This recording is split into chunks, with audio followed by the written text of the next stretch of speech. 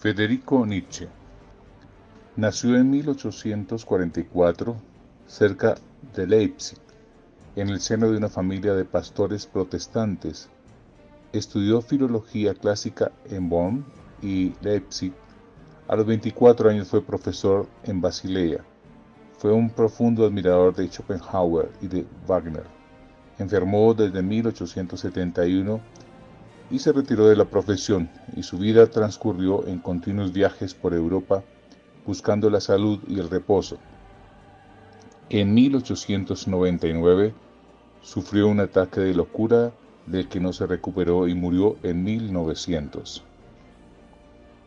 El dato básico del que parte la reflexión de Nietzsche es la experiencia profunda de la vida, la insatisfacción que se experimenta frente a la realidad, experiencia que resulta insoportable como el sufrimiento o la enfermedad. La experiencia de abandono desasosiega y produce miedo. Es necesario ordenar el mundo de la experiencia de la vida. Es importante apoyarse en algo o alguien porque en la debilidad no es fácil soportar solo la vida. Aparece así un resentimiento hacia lo real que hace surgir todo un mundo supramundano, el mundo de la moral, de Dios, de la metafísica, a base de falsos razonamientos. Si este mundo es aparente, debe haber un mundo verdadero. Si este mundo es condicionado, debe haber un mundo incondicionado. La moral cristiana, con su exaltación de valores como la humildad, la abnegación, el arrepentimiento, la pobreza, ha sido un factor fundamental en la consolidación de una concepción débil de la existencia. Jesús fue utilizado por un grupo de judíos para construir una religión de débiles y de resentidos. Pero Nietzsche observa que la cultura de su época vaciaba de contenido la religión. Intuye una inminente crisis de la humanidad al desaparecer Dios de su horizonte. Con la crisis de la fe entrará en crisis el mundo entero. Es un acontecimiento inevitable. Hay que provocarlo y asumir la nueva situación. Por eso Nietzsche proclama la muerte de Dios. Dios ha muerto, y la fe en el Dios cristiano ha sido aniquilada. Muerto Dios, queda el hombre, su vida, su existencia. Sin moral y sin Dios queda el nihilismo.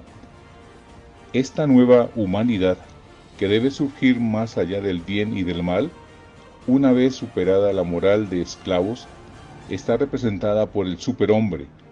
Este será el vencedor de Dios y de la moral, diciendo sí a la vida misma, emancipándose de cualquier moral y de cualquier supramundo que pretenda mitigar el sufrimiento de la existencia. Albert Camus nació en Mondovì, Argel, en 1913, de padre francés y madre española, escritor y ensayista más que filósofo. Fue considerado uno de los más importantes literatos de la posguerra francesa. Participó en la resistencia y escribió en el diario Combat. En 1957 obtuvo el Premio Nobel de Literatura. Murió en un accidente de automóvil en 1960. Entre sus obras se encuentran El extranjero y El mito de Sísifo, en donde expresa su visión del absurdo del destino humano.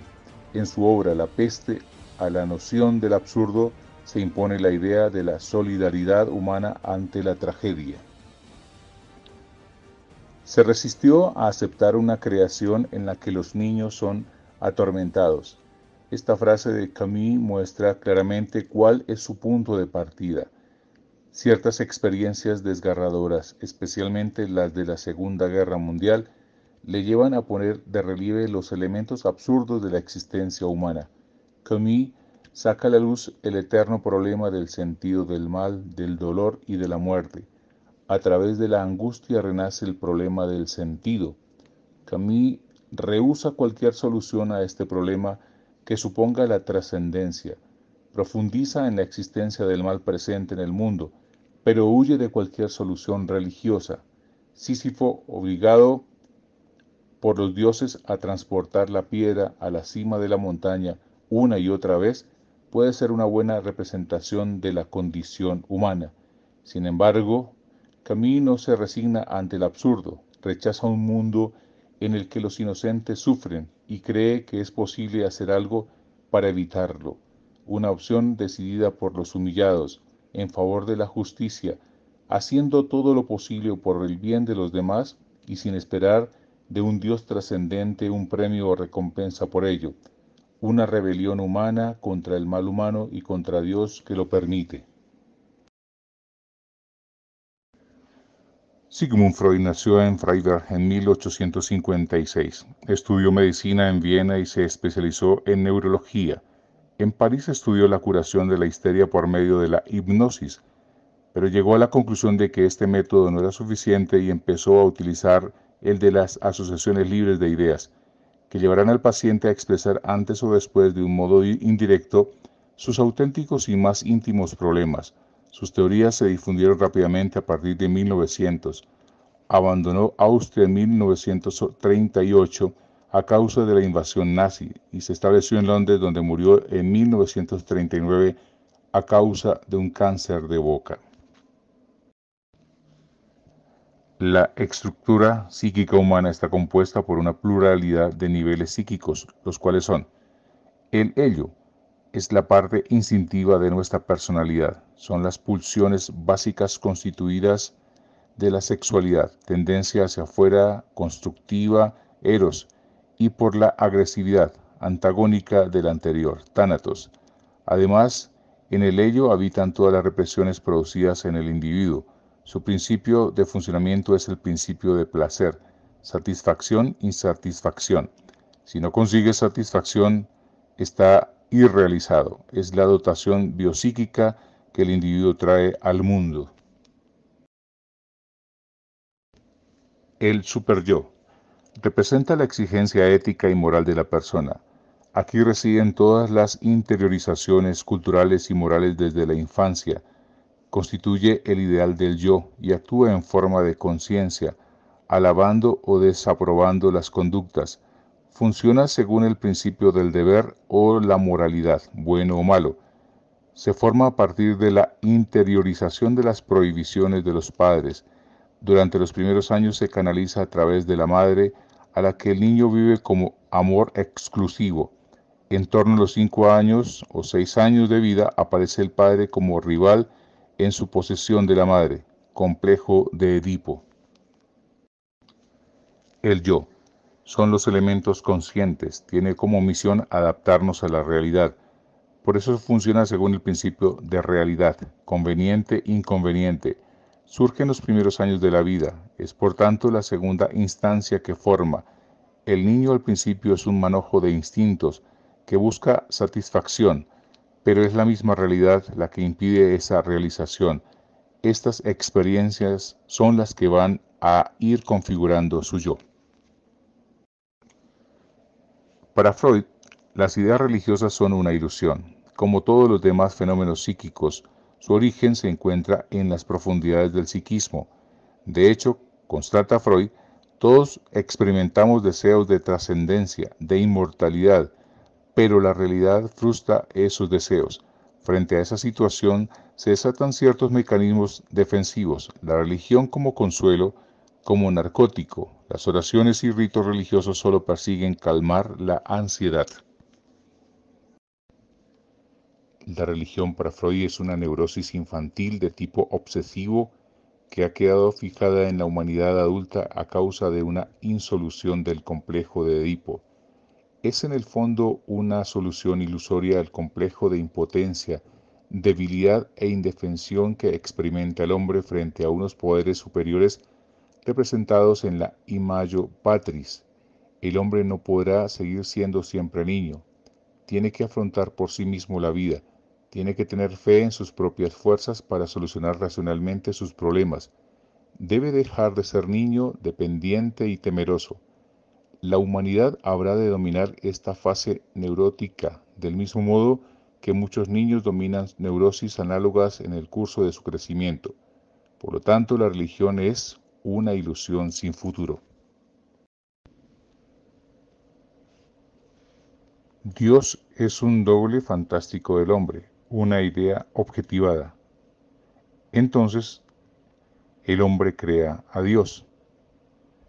Y se habla desde una figura gráfica del sístole religioso. Así como el corazón al contraerse impulsa la sangre hacia afuera de sí mismo, el hombre igualmente proyecta su realidad positiva, sus propios atributos humanos, fuera de sí, hacia el cielo religioso, despojándose de su propia esencia, alienándose. Estos atributos antropológicos objetivados y más tarde convertidos en sujeto o persona e inflada ésta hasta el infinito en sus perfecciones, dan origen a la idea de Dios. Dios es la realidad misma del hombre, pero éste lo piensa como un ser independiente y superior del cual depende y al cual tiene que acudir en sus necesidades.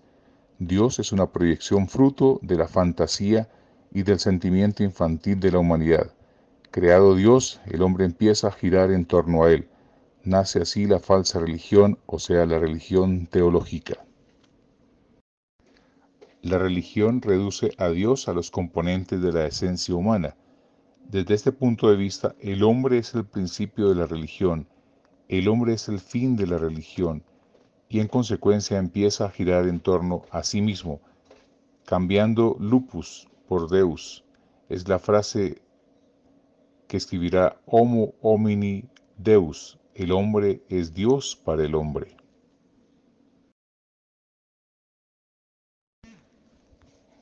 Karl Marx nació en Treveris, Alemania en 1818 y murió en Londres, Reino Unido, en 1883. Marx estaba convencido de que la religión no era más que una construcción ideológica utilizada por las clases dirigentes para que los oprimidos aceptaran su esclavitud, y la prueba la encontraba en los vínculos que unían al clero y al Estado en la mayor parte de las sociedades. El clero enseña al pueblo que el orden del mundo actual es el que Dios quiso desde el inicio de los tiempos, y que una revuelta contra este orden equivalía a una revuelta contra Dios. A él se le atribuye el aforismo: la religión es el opio del pueblo. Marx percibe la religión como una alienación social y ve en la sociedad, cuando ésta es la síntesis de todos los estados de cosas carentes de espíritu, el origen patológico de la religión, porque el hombre no es una entelequia genérica a la manera de Feuerbach, no es un ser abstracto colocado fuera del mundo. El hombre es el mundo de los hombres, el Estado, la sociedad, y este Estado y esta sociedad producen la religión. La religión es un problema de patología social. En cuanto a alienación, la religión no hace sino expresar la miseria real y en cierta manera ilusoria. Protestar contra ella, la religión es el opio del pueblo.